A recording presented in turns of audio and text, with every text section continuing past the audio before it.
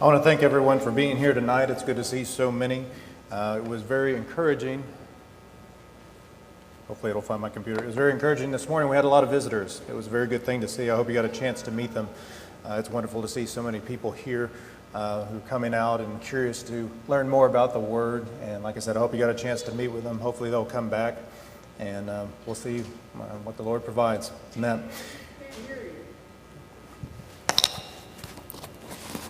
How about now? All right, tonight we're going to talk about preaching. We're going to talk about teaching. I'm all confused now. We're going to talk about teaching tonight. And what I want to look at first and talk about very first of all is that you are here tonight sitting in this pew because of a teacher. It might have been a parent, might have been a preacher, might have been an elder, might have been someone who posted something on the internet, or maybe someone that left a tract in a waiting room. But one way or another, we are here tonight because someone taught us the good news of Jesus Christ. And one of the first things I always wondered about was, what is the difference between preaching and teaching? Well, when you look at preaching, you're typically focusing more on that of the lost souls outside of Christianity, reaching out in a missionary way. Whereas teaching more is the edifying and building up of those in the faith, strengthening those of the body. And the truth is that our need for teachers is always present. Now, I had Chris French give me some information this morning. He said in this congregation we have 45 active teachers and 11 standbys, as he called it, ready to teach if need be, with an equal distribution between men and women. That's really good. If you look at our overall numbers of membership, that's about a third, and that's very impressive. But we always need to be thinking about who are our teachers going to be next year, 5 years from now, 10 years, the next generation of teachers. Who will they be? And so tonight I want to talk a little bit about teaching, about also how to prepare for, and also how to effectively teach. So as we begin, we're going to look at what to teach. We're going to actually take a lot of verses from the Timothian letters from Paul. And 1 Timothy 4:11 says, "These things command and teach." Well, what things are you talking about, Paul? Well, we can also go here and we can see in 2 Timothy 2, verse 2, "And these things that you have heard from me and among many witnesses, commit these to faithful men who will be able to teach others also. These things that they had heard." It's interesting that Christianity is not something that's just impacted into your brain. It is a taught religion. It is a generational religion. As I teach oftentimes in the high school class, based on this verse right up here, you can see 4 generations of Christians right here. Paul, Timothy, those that Timothy was going to teach, and the fruits of those people as well. So you see 4 generations like that. We also see other generations in families. Look at Timothy. His mother, his grandmother, Lois and Eunice. We see here of the importance of carrying on the Christian faith, teaching not just our children, but also our grandchildren. It's fascinating that it's a taught religion, and it must be passed down. 2 Timothy chapter 4, verse 2. We see the first part of this. We know the first part of it really well. Preach the word, be ready in season and out of season. And look at this. Convince, rebuke, exhort with all long-suffering and teaching. Teaching is ever so vital in this. Now, I'm not going to spend a whole lot of time on this chart because it would take a little bit too much time. But in Acts, we see a lot of the whens and the wheres of teaching. And if you look on here, we see examples such as Philip and the eunuch and the extent of places in which they were teaching. In the middle of the desert, in homes, in prison, in the courts of the high land, and also in the timing of teaching. They were ready to teach. Look at Paul and the Philippian jailer. At midnight was teaching. You see some of these others that Ananias had to teach right after, Paul had met Jesus. And so all he knew of Saul at that time was of his persecution. He was ready. These were important lessons to learn from these conversions. Not just the steps of salvation that we should take away from that, but the conviction that these teachers had. Despite the time, despite the place, they were ready. Now, who needs teaching? It doesn't sound right, but who do we teach to? If you look at Titus chapter 2, this is another preacher, of course, that Paul wrote to. We can see a breakdown. We can see a breakdown right here of different groups. We see in verse 2 that the aged men needed instruction. And we have a blending together of the next few verses of the aged women as well as the younger women. You also have the young men that are brought up in that chapter as well. We see Timothy addressing the needs of the widows and the spiritual concerns of them. And then starting in Ephesians chapter 5, most of that chapter, the end at least, is dealing with husbands and wives. Moving into the next chapter, we look at children, we look at fathers.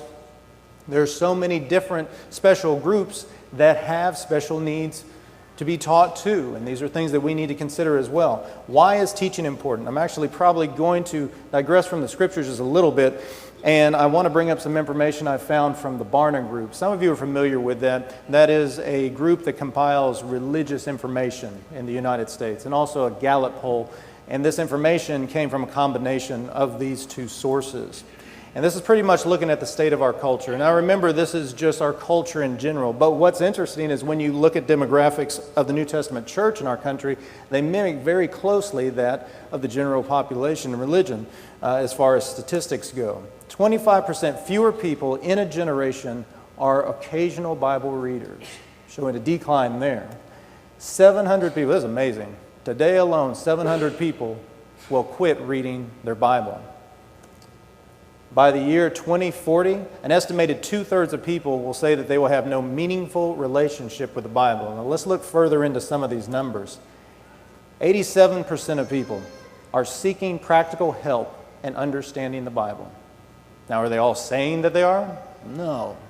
But the truth is when polled, and if this is true in our society here, is that most people, they want to know more about the Bible. What does that take? It takes teachers. Let's look at some others too. 40% have formed some negative emotion about the Bible. Maybe they get discouraged when they read it. Maybe they are doubtful when they read it. Maybe they're just plain confused or some other. What does it take to understand? It takes a teacher. 86% read the Bible by themselves and not in groups, meaning that they're reading it alone. You can see where some confusion, where frustrations come from. The importance of being a teacher, the importance of instructing people. And the last one is 54% of churchgoers read their Bible one time or less in a given week. Well, what's less than one? That is none. These are statistics that we need to consider, and that this shows, once again, the importance of why we need to teach. 1 Timothy chapter 4, verse 16. This ties teaching to salvation. Look at this. Take heed to yourself and to the doctrine. Continue in them, for in doing this you will save both yourself and those who hear you. Like I said, we tied it to salvation here, not only to the teachers, but the student. So if you see practical New Testament teaching, what is it? It's beneficial to both the teacher and, of course, to the student. Now, the question may be that you have tonight, am I ready to teach? I'm not sure. I'm not really comfortable. I don't know if I want to teach. Well, let's look at some verses real quick. 2 Timothy 2, verse 24. And a servant of the Lord must not quarrel, but be gentle to all, able to teach, patient. We are all servants of the Lord. And I know some people may say, well, this is an address to Timothy, and he was a preacher. I understand that. But in one form or another, we are all servants of the Lord. What is one of the requirements of being a servant? We should be able to teach. Now let's look a little bit further as well. We look at this verse often as a need to grow. But if you ever look at chapter 5 of Hebrews in the context, he's teaching on something completely different. And he heads up to about verse 10 and 11. He says, man, I really so much want to tell you these things, but they're of hard interpretation and you can't hear it. Why is that? Look at verse 12. For though by this time you ought to be teachers. This wasn't written just to preachers. This was not written just to elders or deacons or anyone specific. This was general Christians. This is that one way or another, we are all teachers. We may not be good ones, but we are all teachers in one way or another. You need someone to teach you, again, the first principles of the oracles of God. Well, what exactly are those? Just keep going down a little bit further. Look at the first two verses of chapter 6 in Hebrews. Therefore, leaving the discussion of elementary principles of Christ, let us go on to perfection, not laying again the foundation of repentance from dead works, and of faith towards God, of the doctrine of baptisms, of laying on of hands, of resurrection of the dead, and of eternal judgment. I ask you this question tonight as you sit here. Could you teach someone one of these principles? Can you teach them all these principles? If not, we need to get busy. We need to get busy reading and studying and taking our job as teachers very seriously. This doesn't relate so much to this lesson, but it's just an interesting point that we see servant in the New Testament as diakonos. We see it also as deacon, as the office of a deacon, but it could also simply just be a servant. Diakonos is interesting. I really like it because it's actually a combination of two Greek words. One is dirt, and one is to kick up. So if we are servants of God, what are we doing? What are we supposed to be? We're supposed to be kicking up dirt. We're supposed to be very, very busy. And this is something. This is one aspect of that. We should be kicking up dirt, learning this. If we don't know it, we need to put all effort in knowing at least the foundational principles so we can go on to the harder ones, to be able to teach those things. So let's move on. How to teach. Now, this is not by any means exhaustive, but just some things to consider here. Are we scripturally prepared to teach? This is the first of three areas I want to just address real quickly in teaching. Are we scripturally prepared to teach? Are we convicted to be teachers of the Word? That is the very first point I want to talk about, is that when you look at those examples in Acts of people that would go out and teach, they were convicted. How do you know? Because of the time, of the place, of the situation. They believed fully in what they were doing. They were convicted teachers. Are you a convicted teacher? Do you realize the importance? Do you realize from the verses we just read that our salvation is hinged on the fact, are we teaching and reaching out to others?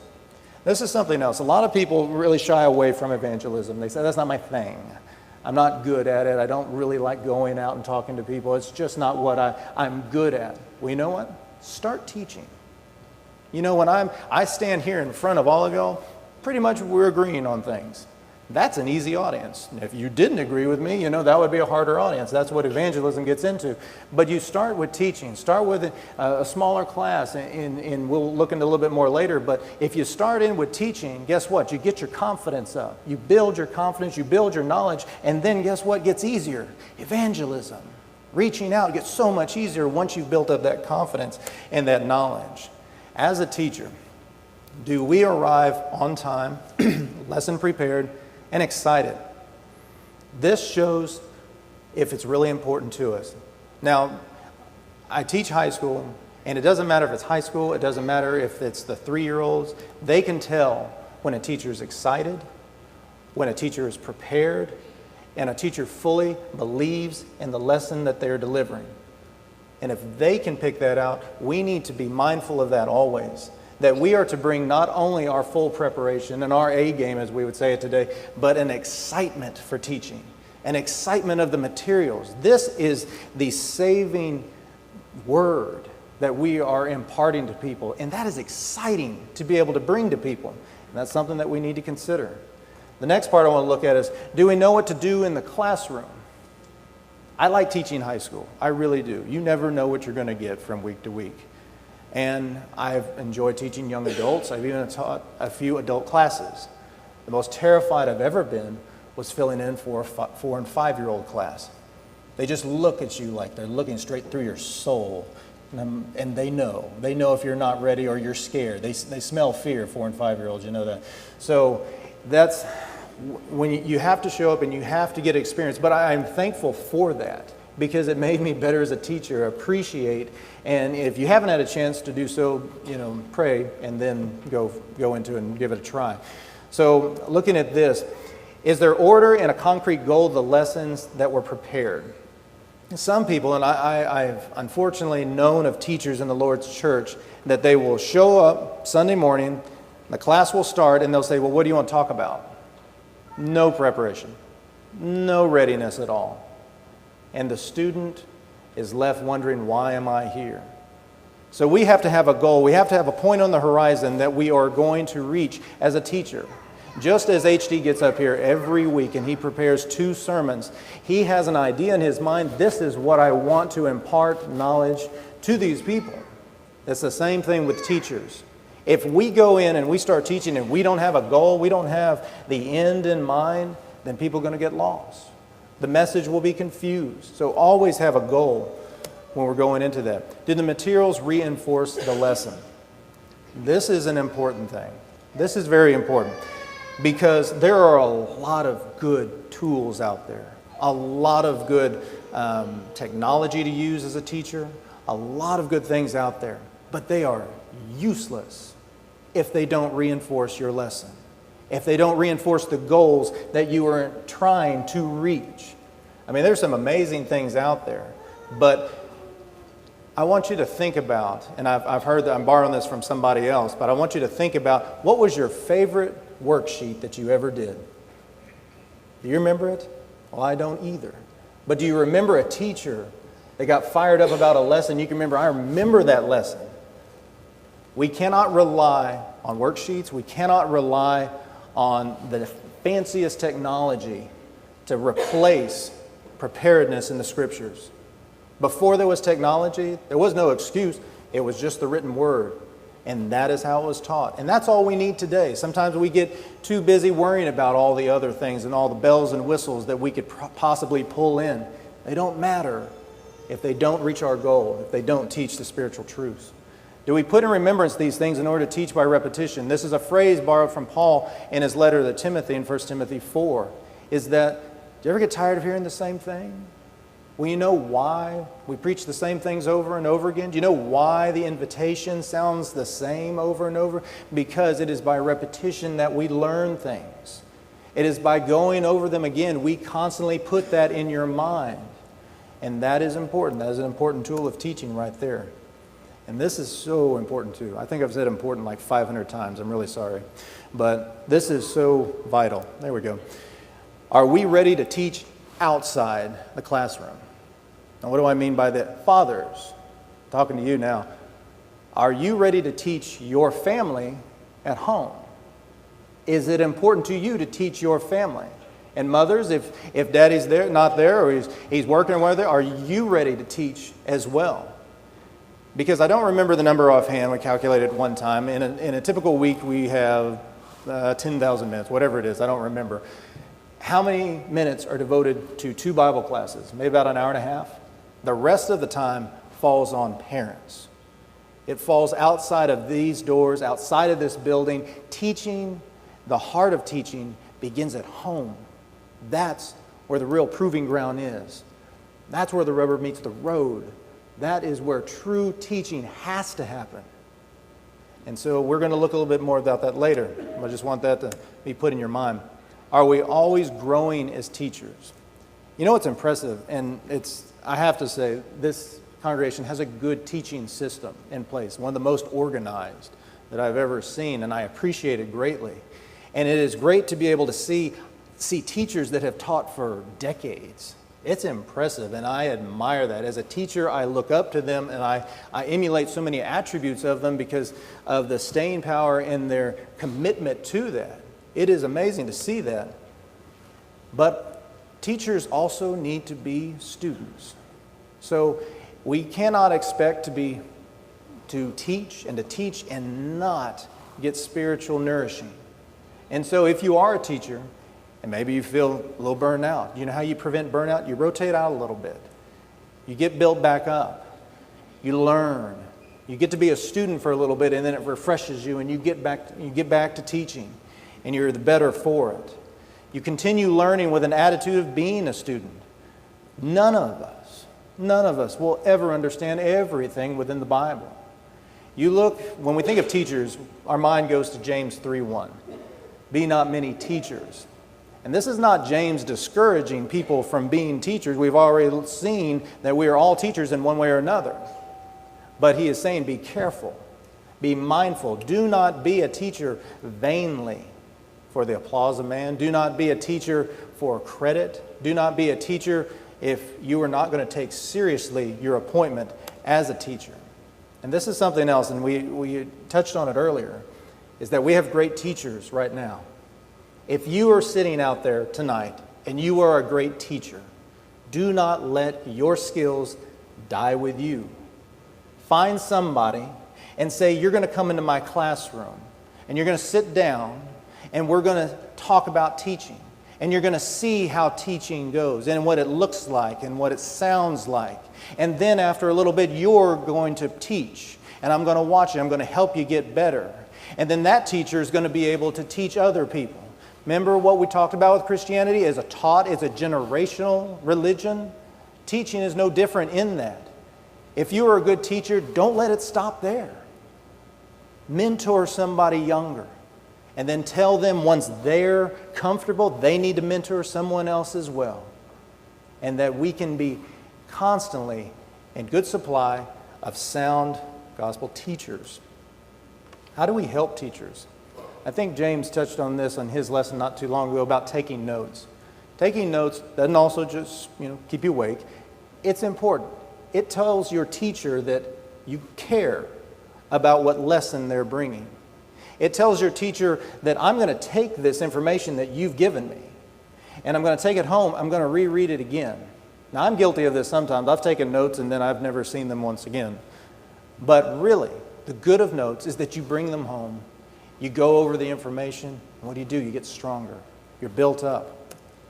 Reinforce lessons of the classroom, especially in the younger grades. I'd say in any of the elementary, junior high, high school. Reinforce the lesson.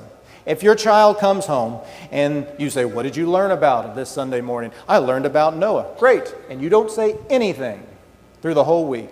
Is that reinforcing the lesson? No.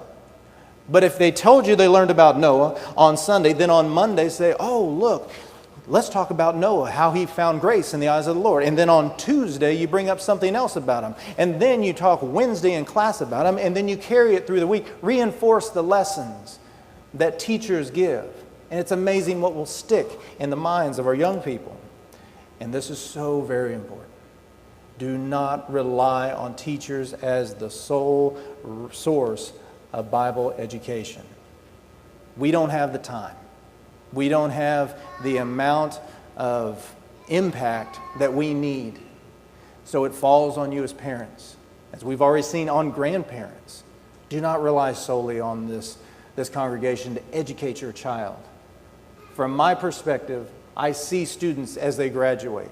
I've seen so many that wander off. And there's nothing sadder to a teacher to see someone that you've tried to educate and instill Christian values in to walk away. It hurts, very much so. Do not rely on us to do it all. Put it upon yourself. And the thing is, if you need help doing that, there are elders, there are preachers, there are teachers here that will help get you information that you need. If you feel inadequate, I don't know what to teach my children, we want to help. We want to give you the tools to strengthen your family spiritually. We've already seen that there are different groups, as pointed out in Titus, as well as in Timothy and Ephesians, that need certain instruction. It's good to have these classes. We have classes broken up by age. We have special classes that are set up. We could have even more of these for husbands and wives or for younger men, whatever the case may be, and really address the issues of those people in that place of life. And so simple, thank your teachers. Sometimes it is a thankless job. And no teacher should be doing it for praise of men at all. But it is nice to have a thank you, an appreciation for the time and energy spent in doing this. So in our conclusion, I want to bring up the fact that today's teachers impact the future of the church. Elders, preachers, teachers, all members. The next generation of the church will come from the teachers of today. And I want to bring up something else also is that, and I borrow this from another preacher, but in talking about elders and being ready for elders, and he said, when is the best time to plant a shade tree? And the answer, 30 years earlier. What's the second best time to plant a shade tree? Right now. You want good elders? As we look at our 4 elders, and we're glad that they are here, we must always be ready for the next generation. Can you look out in this body and find who are going to be the next generation of elders? If we can't, then we need to start planting that seed. We need to start working on that now. If we look out and when we see Jerry and we see HD and all the great works that they have done, we must be ready. And they will say this too, that we must be ready for the next generations of preachers coming up as well. And it begins in teaching. And if you are a teacher here tonight, I want you also to think about something that what you're instilling in these young people especially. Let's take the young people. What you're instilling in them is that you're instilling these biblical truths and you don't know the impact that that's going to have. Because as that young person grows up and all of a sudden gets themselves into difficult situations, they can fall back on the truth. You may be, as a teacher, you may be the only person that brings out the idea that evolution is false. Sometimes we take for granted. Sometimes we take for granted subjects that we know, but we don't realize that we need to impart that to the younger generations. You may be the only person that ever instills in them that there is only one true church. You may be the only person that instills with them all the different aspects of the Savior. Realize your impact that you're going to have. And by that education that you give them, and I pulled this from another preacher too, and I thought it was an excellent point, is that this is, as he put it, this is almost a form of church discipline. And as he put it, a good one. Because the thing is, you know what it's easier to do? It's easier to teach a child the right way than try to restore an adult who has walked away. We teach our young people the truth with excitement and with a love for God. We won't have to deal with that, Lord willing, when they're adults, when they're in difficult situations. And as teachers, I also want you to remember something else, and I have to think about this all the time. 1 Timothy 4:12. It starts off, let no man despise thy youth. But what's important is that as teachers, we must be examples of the believers. If you're a teacher here, are you skipping services? If you're a teacher here and you allow sin in your life that everyone can see it, you need to stop, because you are impacting the next generation of church. And when in closing again, I want to look at 1 Timothy chapter 4, verse 13 and 15. Till I come, give attention to reading, to exhortation, to teaching. Meditate on these things. Give yourself entirely to them, that your progress may be evident to all. As teachers, what do? It's like on the back of the shampoo bottle, rinse, lather, repeat. I don't really read shampoo bottles for obvious reason, but this is what teachers do. You get in the Word, you read it, you help build up others, you teach, and then you meditate on all that, and guess what you do? You go right back and you do it all over again. Now, this was Paul talking to Timothy, till I come. Think of Jesus telling that to us. Till I come back, do this. It would be amazing to see a congregation on fire doing this over and over. Paul has picked out a really good invitation song tonight. What did he do? What did he do? Okay. That was 20 minutes ago. I hope I got the right one. What did he do? You know what songs do? What does Colossians teach us? That they teach us. And so in this song, it's going to teach us of all the things that our Savior did. That He left heaven for us, that He died for us, and the good news is that He rose for us, and it is in His saving blood that we can have redemption. And that blood only comes in contact with us when we are baptized into Christ. And when we come up out of that water, we raise up in a newness of life. Tonight, we pray for those who are Christians here, already in Christ. If you want to be a better teacher, we want to help you do that. If you're out of Christ, start your life as a Christian tonight and start teaching others the good news as well. Whatever your need may be, please come as we stand and as we sing.